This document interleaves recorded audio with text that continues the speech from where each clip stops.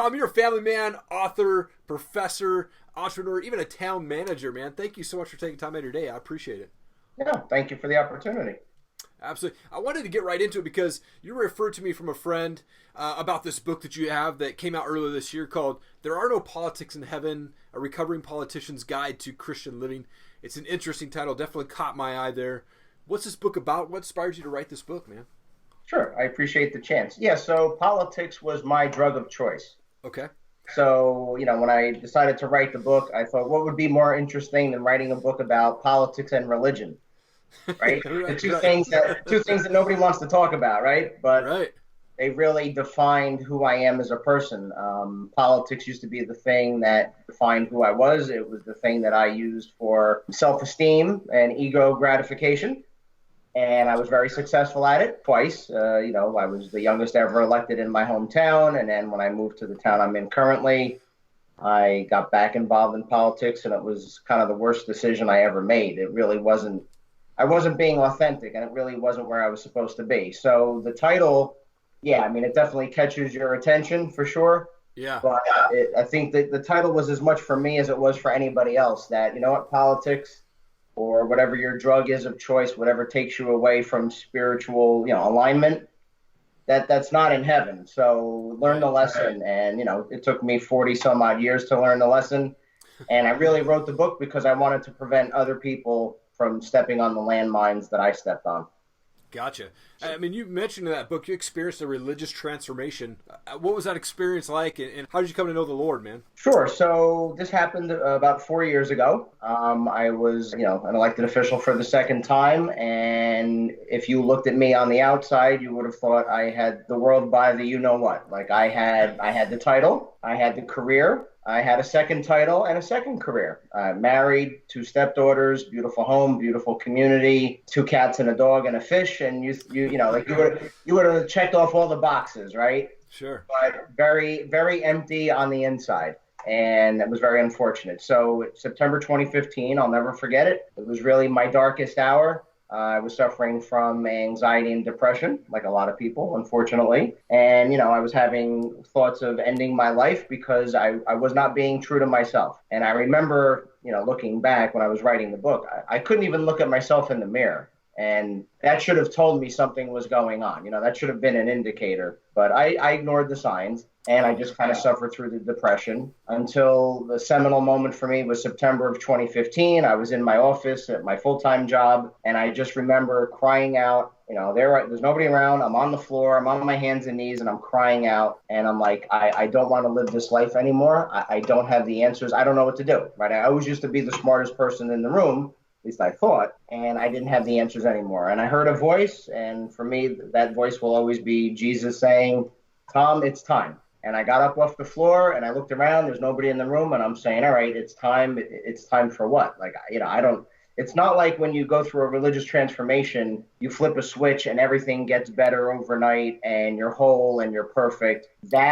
And it wasn't like I got the answer that day other than I got the calling, right? That was the beginning of the journey. And, 4 years later, this journey continues. But I also realize now that it's not always about the destination. You got to enjoy the journey. And it's been a very hard journey. It's been very enlightening. But I realized that if I could transform my life, I could and I should help others do the same thing. So, it's been quite a 4-year journey for me. That's awesome, man. I got chills when you were telling that story, man. Crazy. I love it, dude. You mentioned in there that it'll allow the comfort and the space to review life for folks so that they can change the direction. What do you mean by that? Yeah, I think the hardest thing to do, and, I'll speak as a man, but I think It's true whether it's male or female, wherever you are in life. I think the hardest thing to do is to kind of take a step back and look at your life independently and, where are the successes, where are the failures, and where are the opportunities? And, in the book, I talk about something I use in my job, which is, a SWOT analysis, right? I do it for companies. I do it for my own town where I'm the town manager. So, what are your strengths? What are your weaknesses? Those weaknesses, though, present opportunities. And then what are the threats to those opportunities?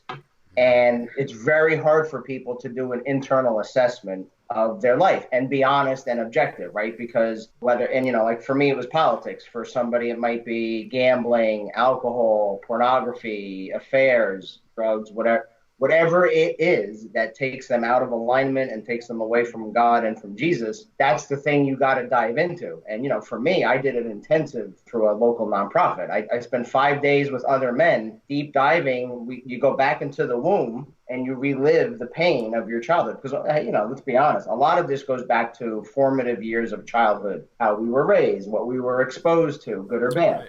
Right. And what I find now as I coach and I teach and the things I do is we're all 40 or 50-year-old versions of ourselves back as kids. And we're playing the same things over the same themes. We're doing the same attitudes, beliefs, actions because your father taught you that, your mother taught you that, an elder, an aunt, an uncle, you know what I mean? And maybe you don't know it's bad behavior because nobody ever gave you the guidance. So for me, it was really me finding the comfort and space to review my life. And now I realize that's a hard thing for people to do. So when I teach or I coach or even, podcasts or whatever, it's like, I need to tell people it's okay. First, it's okay to fail. Like, we're not meant to be perfect. It's okay to look at your life and recognize that maybe the marriage wasn't the best or you didn't raise your kids the way you wanted to. But like I say in the book, it's never too late. So whether you're 13 or 83 or somewhere in between, God is always going to give you a second chance. God is going to give you the opportunity to make things better. And for me, the pursuit is excellence. It's not perfection. Right. And it's a daily thing. And it doesn't mean I don't fail or I don't fall, but I get back up. And what you try to do is you try to minimize the disruption around you, because another thing I realized as I wrote the book, like there's like a wake behind you of bad decisions, of the things that you do. And sometimes we're so myopic or we're so siloed in our thinking. It's all about me. It's all about me. Well, what about your spouse? What about your kids? What about your community? They're all relying on you to be the best version of self. So yeah, that comfort in space is critical, especially, like I said, for men, because we're very prideful and we don't want to admit that, we don't want to ask for directions. Lord knows we don't want to admit we're wrong, God forbid. But you know what? Sometimes we're wrong. But getting over that hurdle is a huge thing for this journey. Yeah. That's awesome. You spoke at an event earlier this year, which was actually seemed like a really cool event, but it was about becoming your greatest possible self, where the theme was get paid for your story. How was that event, and what are some key tips that you can share that for folks like myself that would love to get paid for our story? Yeah, well, one of the things I talk about in the book is, you go through this journey of faith, and there's certain things that you attract that are beneficial, and there's certain things that you purge. And I say that, I had to purge people, places, and things to recalibrate. I mean, I hit the reboot button on my life. Yeah. Right now, certain people are still with me, thank God. My parents, sister, my wife, my kids, or whatever. But honestly, I did an assessment of who I was talking to, who I was spending time with, where was I going, what were the websites I was looking at, how was I spending my free time. Like, I really did an analysis. And so the things that I realized I used to obsess over all these years, if I had just focused on God, everything else would have fallen into place. So like, when I talk in the book, I was bullied as a kid, right? I was 100 pounds overweight and I starved myself to lose the weight, and that's when I gained the self-esteem, because now everybody was nice to me. And it was a great lesson, and it was a very sad lesson for a kid to learn at age 16, right? Right. But going through this faith journey, now I don't obsess over my weight and I keep the weight off. I worry about eating, healthy food. I eat to live. I don't live to eat. The debt goes away because you're managing your money better. Your relationships are healthier. Your friendships are better. My career is more on track and I'm more motivated at work. My volunteer work is better. So those are the things I attracted because honestly, I made space for them. And because I realized if I'm good with God, everything else will fall into place. I used to have the pyramid inverted, and I used to, oh my God, I have debt. Oh my God, I'm overweight. Oh my God, I need a different title. I need more money. I need a different salary. And it was like this obsession. Right. And I'm like, how much time I lost just worrying or just obsessing, when if I had faith, it would have been very different. And then the things that I purged was like, well, certainly like my ego. And I used to say, Eric, I was on the throne until God kicked me off. Yeah. I had myself on the throne. The world revolved around Tom, and until God said, no, that's not how this works. God, then, okay.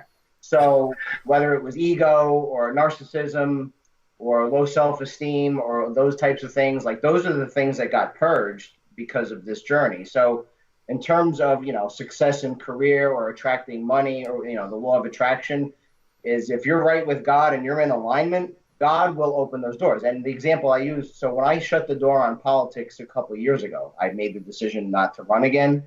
I closed that door. Yeah. I remember saying, all right, God, well, I'm good at public speaking. I like helping people. I like motivating people. There's got to be something else I can do with this talent besides run for office. And I said, what about education, right? And this is before the book. Sure. And within 24 hours, I had 2 teaching gigs, one at Pillar College and one at Seton Hall. And I was like, wow, this really works. I was like, whoa, superpower. You know what I mean? But seriously, it was like, once I acknowledged to God that door, it was okay for that door to be closed, God opened up those 2 other doors. This book actually started out as a men's workshop. I had written it as a workshop. And then when I showed people the book, the most common refrain I got from people was, this is great, but did you ever think of writing a book? And I was like, all right, I'm not that interesting. Who wants to read a book about me? But that workshop became the chapters of the book, like one for one. I mean, it not that it wrote itself, but the content was there. And I remember writing the book and I was sitting there and I'm crying. Like when I was done, I can't believe I just put my life in paperback. You know what I mean? It sounds funny, but it's like, sure. But I realized this is the story to tell because everybody's got some version of this story. Right. And so whether it's attracting, a partner or, financial health and wealth, like these are the doors that will open for you if you're faithful to something. And, I talk about, I know I'm going on, but no, please. There was an article that I referenced in chapter 12 of my book, and I'm just looking down at my notes. It was in 2016, and it was a study that was done in the U.S., China, and India. And it talked about that if individuals had a commitment to a higher power, right? The study, it didn't matter what the religion was.